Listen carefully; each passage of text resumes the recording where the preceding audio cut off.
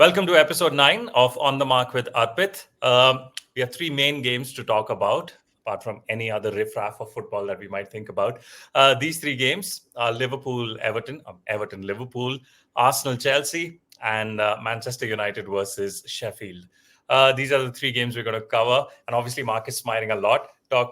Thinking about them, Mark Seagraves with me as always. I'm Arpit Sharma. Mark, so because you've smiled, we obviously start with the Merseyside derby.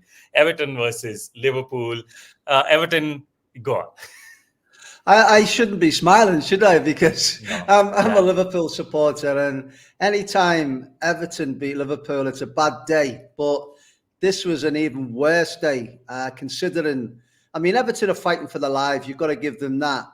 But I don't think Liverpool were fighting for the championship. They looked all out of sorts, and we'll go on and talk about different things that have happened within the game that tells me that they weren't at it. But yeah, great result for Everton, and I'm glad that they're going to be, still in the Premier League next year in their new stadium and whatnot. But Liverpool have issues; they have problems, which this new manager who's coming in will have to address. Yeah. Before we go on, Mark, you have some Everton loyalties running in the family. There's some parts of my family that are Evertonians, and others, obviously. My mum and dad. What happens is, because it's such a close-knit society, Liverpool, it used to be like you'd have your uncle would be an Evertonian and your dad would be a Liverpoolian, and so you just go with what your mum and dad used to go. And obviously, Liverpool in them days. No, but back in them days, Liverpool were the best team in the world, especially when I was growing up. So, yeah, it was it's like you going Man United when they were all doing well, and now you want to change to Man City because it's not going so good. I do not want to change any. Listen, let's not go there. People will assume what you're saying is true. I was just scrolling through the matches that Everton and Liverpool have played. I think, according to this, the last time Everton beat Liverpool was in 2021. The scoreline back then was also 2-0. But yeah, let's talk about this match. Okay. The first thing I want to talk about, because you said it didn't look like they were fighting for the championship. I have written down the number of shots that Liverpool have taken in over the course of the last 10 games, I think. I've used SofaScore to get the number of shots. So if you use another website and it's different, please forgive me. But my total, and I'm going back to the United game, the FA Cup semi-final, the quarterfinal that Liverpool obviously lost, 185 shots, including that game, and 14 goals out of that. And 14 goals also include penalties. 185 shots, 23 against Everton. Is it really a case of them not going for it? Or is it a case of them being really bad at converting? Or is it a case, which is a bit of my theory, that someone's put a curse on Liverpool, they just can't? I think it's B and C.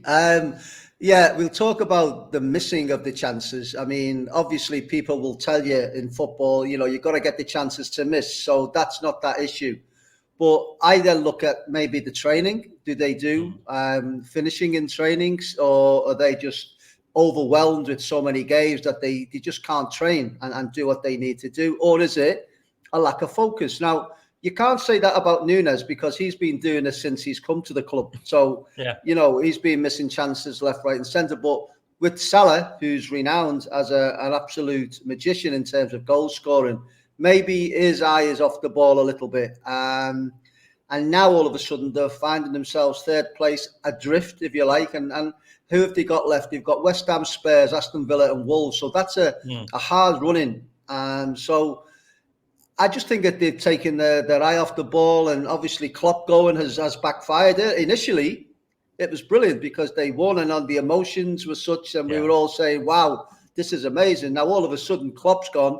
There's so many managers that's been in the papers now and on the news about who's coming to Liverpool Football Club and who isn't. So players will always look for an out. Players are selfish individuals, and I was one of them. Yeah. But they'll always look for an out, Like I listened to Van Dijk after the game saying about the 12:30 starts, and I heard Wayne Rooney say, "Just get on with it," and that's right. Get on with it. That's the way it is. You just have to knuckle down and do. So players will always look for an out, and it's given me the impression that Salah will maybe want to get will want to leave, and the club will probably want to sell him. Maybe Van Dijk will want to leave, and the club will probably want to sell him because he's a big asset as well. I just think they need an overhaul because the players that are in the team right now, Curtis Jones isn't good enough for a Liverpool regular base You said this. Yeah, you said team. this. You But know, Mark, didn't Harvey they Elliott. just have an overhaul? Didn't they just get the likes of Soboslai in there and Endo in there? Didn't they just have an Yeah, and overhaul? Gakpo, they've got Yeah. Endo, they got Szoboszlai. Now you've got to give them the benefit of that. I don't think Endo's good enough for Liverpool, but I Yeah, do you said think that. Szoboszlai is. So it needs another revamp again because the new manager coming in, he's not necessarily going to play the same system in the same way Yeah. that club. These players can't sustain that year in year out because it's a hard way to play football, and it's a hard way to train every day to play it the way they do on a Saturday. So I can see a huge shift in Liverpool this season, or at the end of this season into the next season. And I mean, hopefully, the only way you're going to do that, Arpit, is by selling some of your Big crown names. jewels. Yeah. And the crown jewels of Liverpool are Alisson, Van Dijk, and obviously Salah. Mohamed Salah. So let's see what happens with that. But it It's wasn't a great crazy. performance. Wasn't a Yeah. great performance. And in Liverpool, against Everton, in Liverpool, it's the bragging rights. It's a derby Yeah. game, and it's secured Everton's passage through to next season as well now. So some of the stuff I've been reading in the local Liverpool Echo paper, all the Evertonians are cock a hoop, and the Liverpool supporters are now, some of them are now having a little bit of a turn against Klopp, and why did he? And this is the nature. This is what I've told you before. Though I'll tell you what, the only one question. So I love Klopp. Okay, I've said this numerous times before. I love Klopp. I wouldn't have had a problem if he was manager of Manchester United. I feel like with the current squad that Manchester United have, I feel this. If Klopp was the manager, they would probably be playing better. But my opinion is my opinion. What I want to ask, the only one question I want to ask, I mean, they 23 shots against Everton. So I'm saying, what is Klopp supposed to do? The only one question I would ask is Salah has not been prolific over the last few games, right? He is that player who's done this before.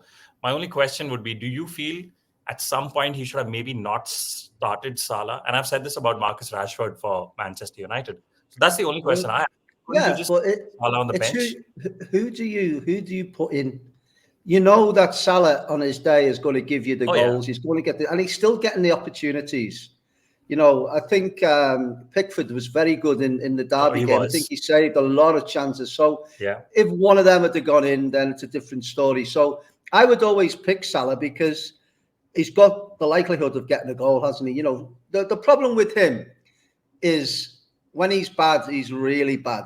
And he stinks the place out, doesn't he? But you've got to have him there because he's good even in a second.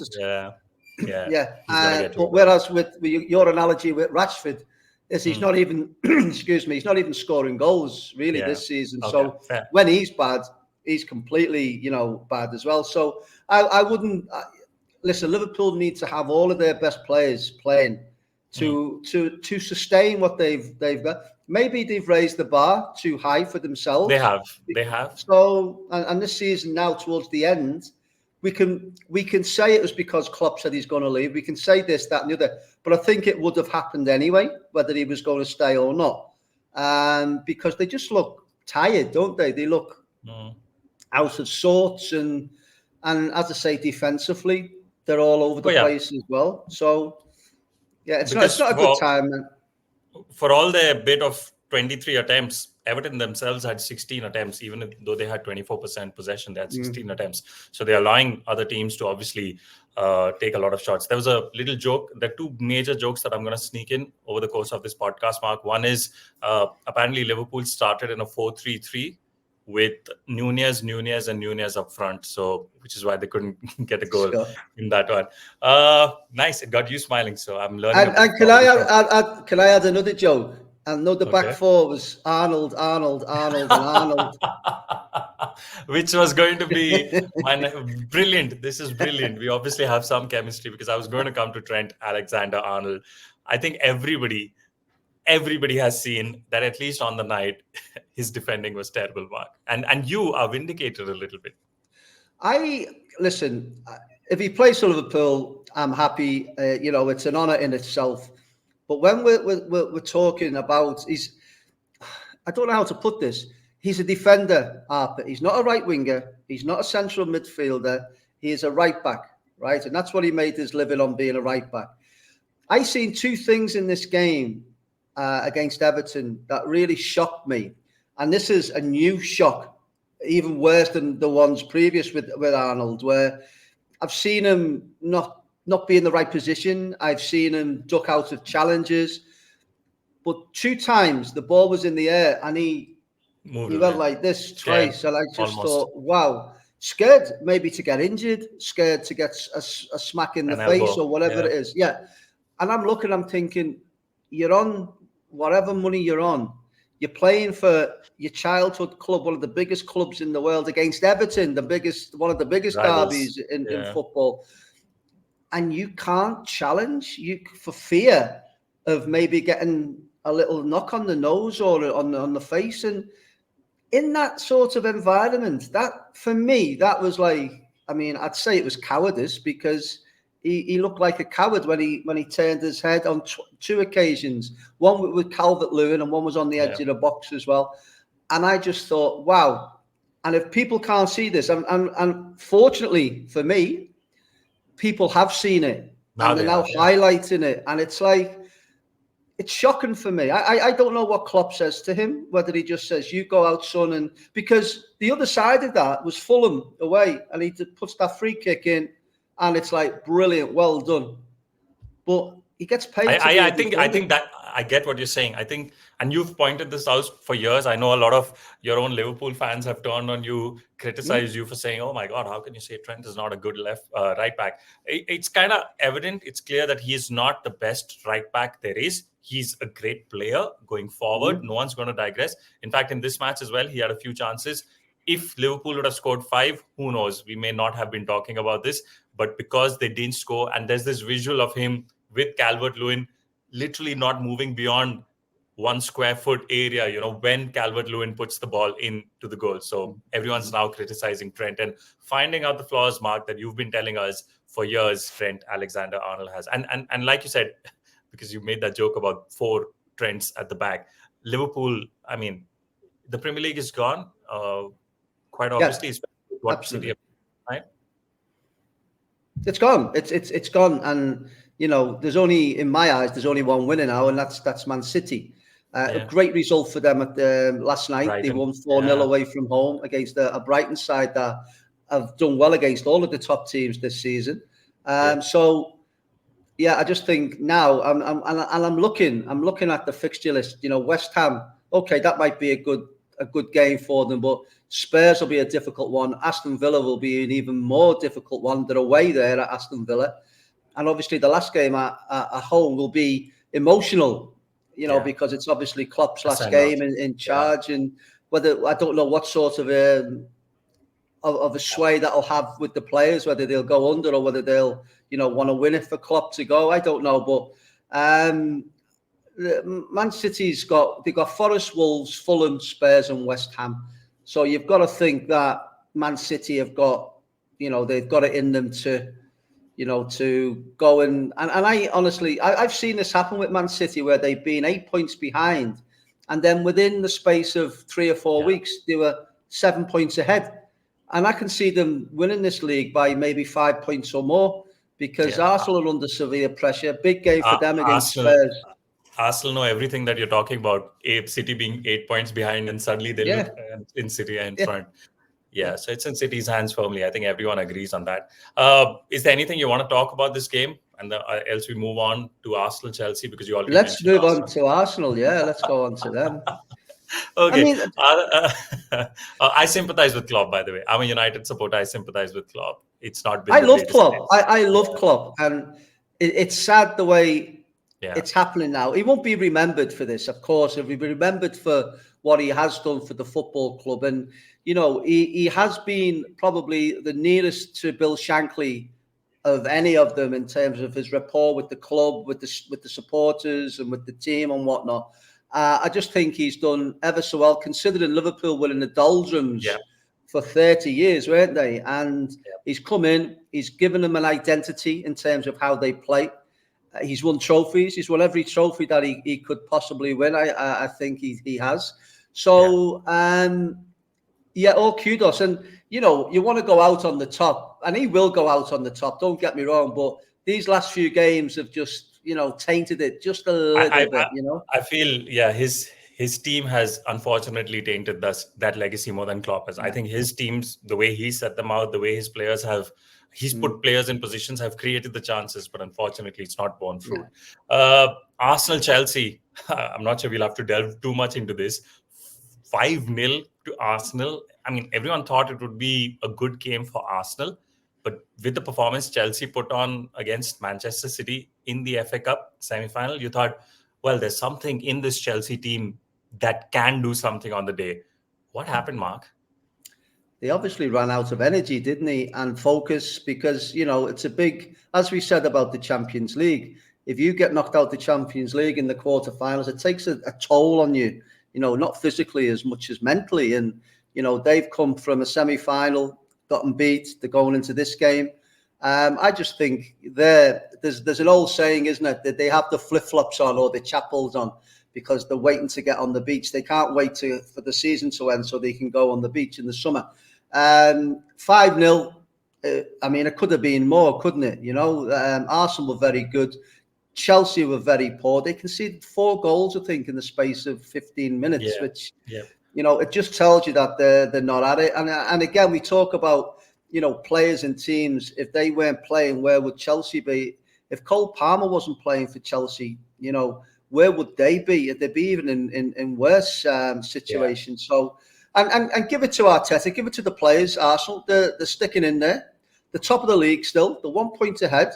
So, why not? But the ball is very much in Man City's court, and I can't see them in the next 5 games relinquishing any points at all. And I think it's, will it be 6 in 7 or 5 in 6 seasons that they'll have won the It'll be the 4th consecutive.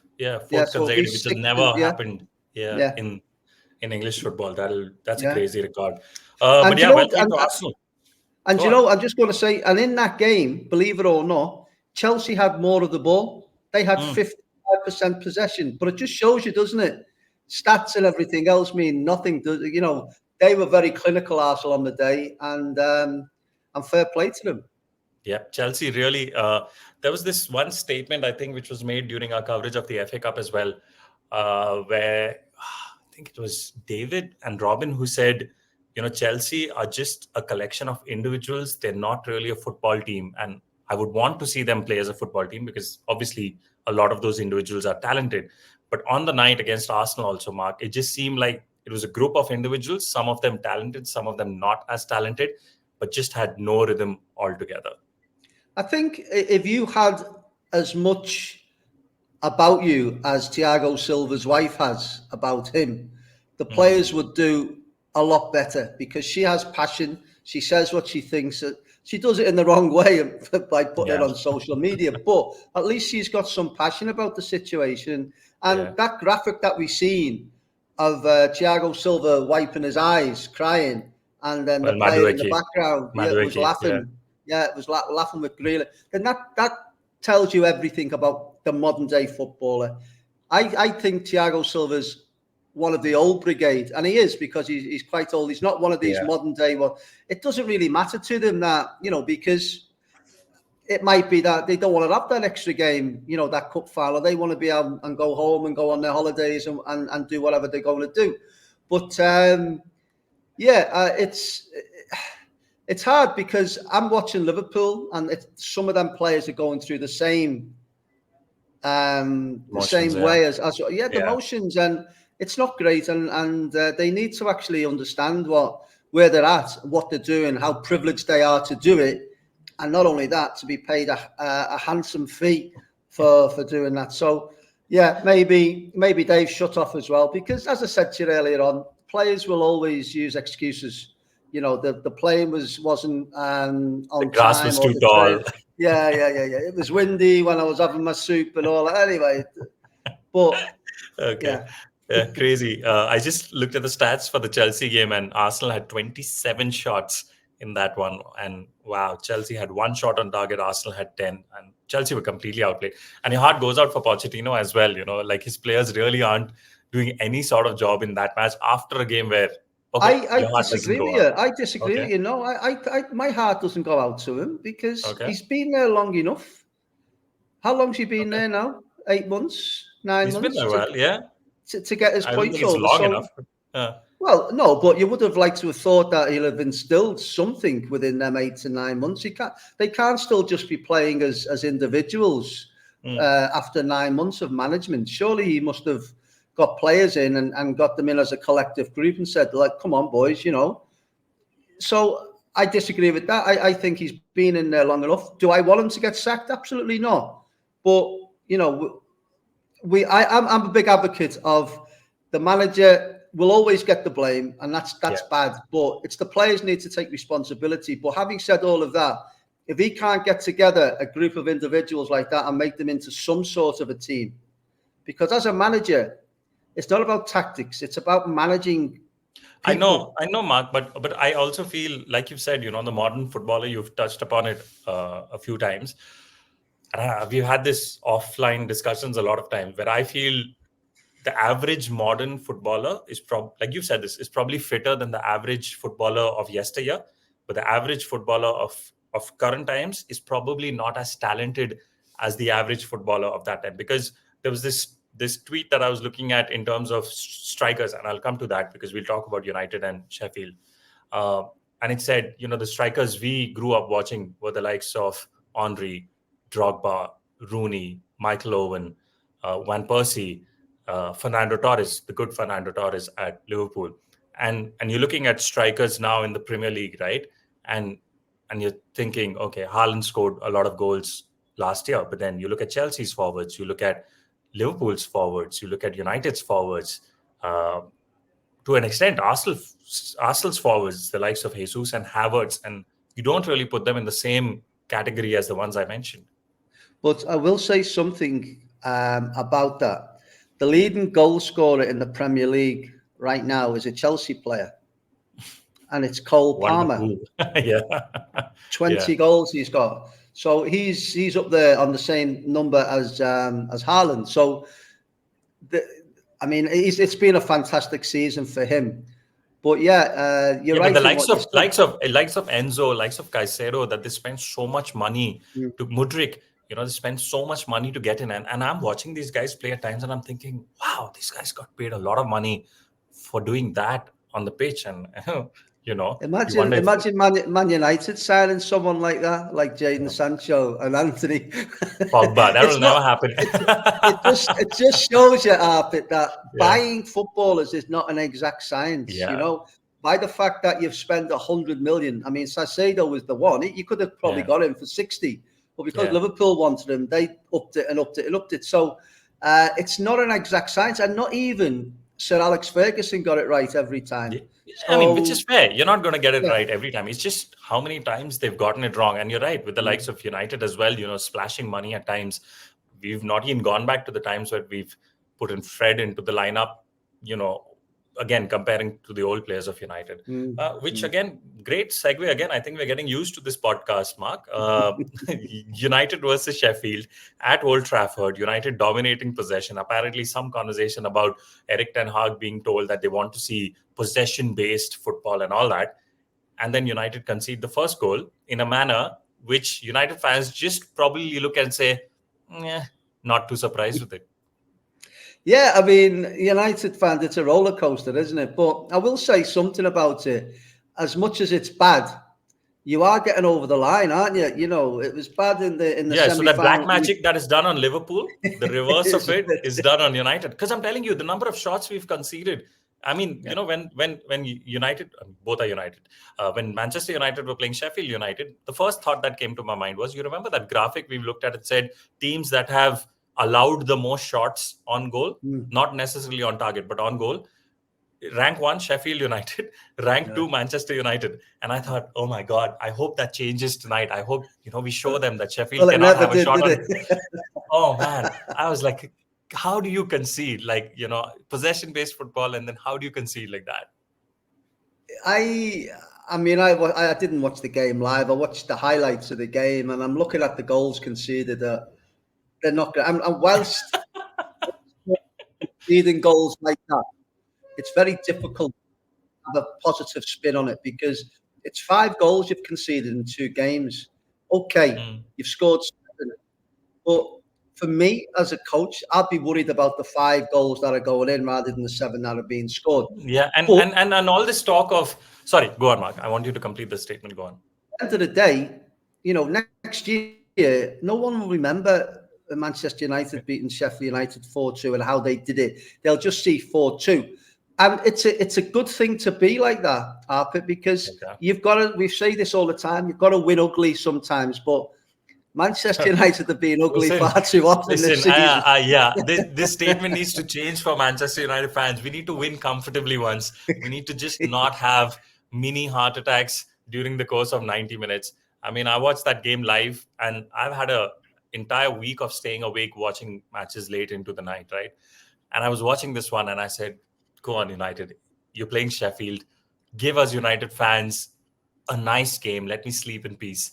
And Onana passes the ball, and we concede that first goal. Then we trailed twice in that game.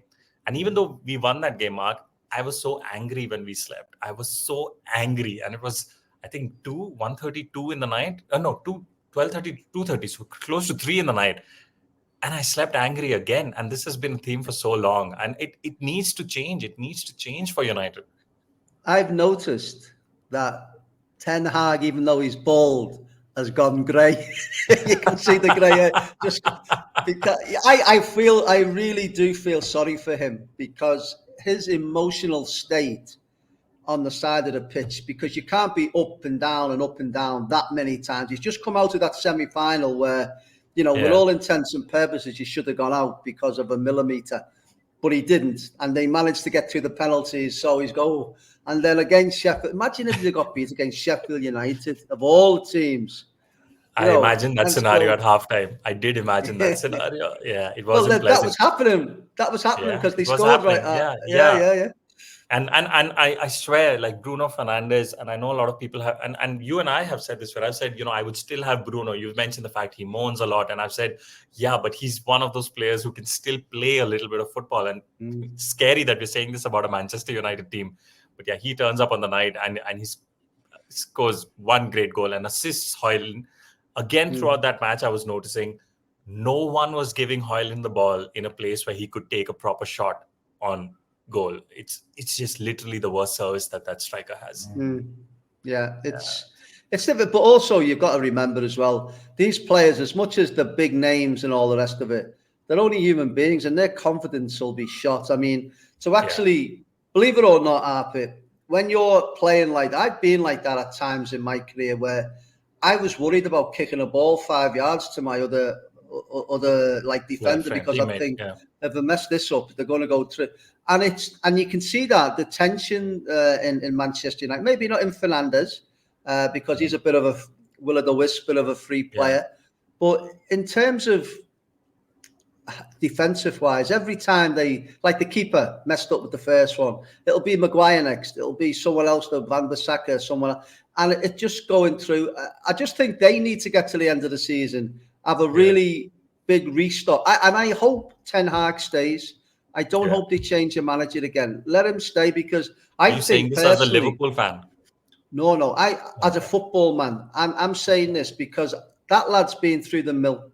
It's a big job. It's the biggest job in probably, well, not football, football. I could see Real Madrid being a bigger one as a manager, but it's a huge job. And I think what he's had to put up with remember, started with Ronaldo and everything else in between. It's a lot to have been having to take on board and to be questioned about, and so I'd give him another season. He might win a trophy this season. You never know, do you? Against City. They might, but at least he's got them there. I mean, he came out and said, I've been there to the FA Cup final twice in 2 years. Yeah. So, things aren't all that bad. You know what I mean? And I just think with the right direction in terms of getting good players in, like real proper football play, like a Roy Keane, for instance, who will rally the troops within the changing room and won't accept anything other than 100% in training and in the games. I think them players are few and far between now. But I think I'm not a Man United supporter by any stretch of the imagination, but I'm a football supporter. And I want a Manchester United to be vying for all honours because it will make the Premier League better. It'll make the Champions League better, and it'll make all of the cups, the FA Cup and the League Cup better. So let's see what happens, you know. And I say the same thing about Everton as well. I'm not one of these Liverpool supporters that wanted Everton to go down. I wanted them to stay in the league, and they have done under very, you know, they've lost a lot of points, haven't they? Yeah. So yeah, but I want football to be football. I am a supporter, but you know, I'm probably not as vociferous as you towards your club, as I've got other clubs. I've got Man City, Norwich. Yeah, your club's in the top three. That's why. Okay. You've been having good times. You won a Champions League in recent times and a Premier League as well. So no, you can't be as vociferous as me. You should be thankful. And that's how it should be for Liverpool fans and all of them who, like you said, turning on Klopp, that just sounds so ridiculous. Even if it's one Liverpool fan who's turning around and saying or blaming Klopp for whatever, I mean, please don't do that. Okay, Mark, it's about the 31 minute mark. Anything else you want to say before? I know I've only gotten through one joke. The second joke is going to come, but we're going to end on that note. Do you have anything else? No, I want to listen to this joke. Let me No, hear so what I said is I'll start the joke. You can give me a punchline, and because I've already thought of 100 million punchlines in my head, and people who are listening to the podcast can think of a punchline as well. Okay, and here is the joke. It's kind of related to the three teams that we focused on today. Are you ready? Mm-hmm. Okay. Marcus Rashford, Darwin Nunez, and Nicholas Jackson walk into a bar. They couldn't get a kiss off any woman with a £5 note stuck out of his back pocket. Okay. Interesting. I'm pretty sure there'll be better ones. The one I thought was they couldn't get in because they hit the door and went back. All right. Thanks for watching episode 9 of On the Mark with Arpit. Hope you enjoyed it as much as we did. Mark Seagraves, thank you so much. I'll catch you on episode 10 soon.